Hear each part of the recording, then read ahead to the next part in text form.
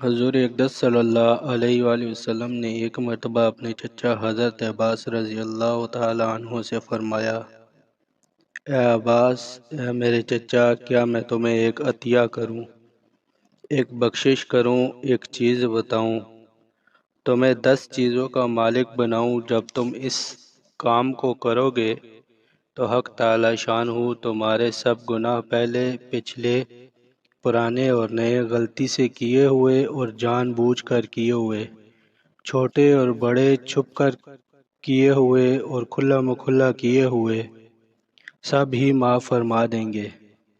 وہ کام یہ ہے کہ 4 رکعت نفل صلاۃ التسبیح کے نیت باندھ کر پڑھو۔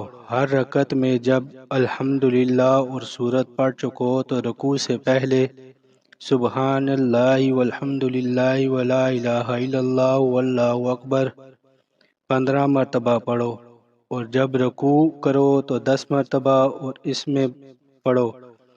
پھر جب رکوع سے کھڑے ہو تو 10 مرتبہ پڑھو، پھر سجدہ کرو تو 10 مرتبہ اس میں پڑھو، پھر سجدہ سے اٹھ کر بیٹھو تو 10 مرتبہ پڑھو، پھر جب دوسرے سجدہ میں جاؤ تو 10 مرتبہ اس میں پڑھو، پھر جب دوسرے سجدہ سے اٹھو تو دوسری رکعت میں کھڑے ہونے سے پہلے بیٹھ کر 10 مرتبہ پڑھو۔ ان سب کی میزان 75 ہوئی۔ اسی طرح ہر رکعت میں 75 دفعہ ہوگا۔ اگر ممکن ہو سکے تو روزانہ 1 مرتبہ اس نماز کو پڑھ لیا کرو۔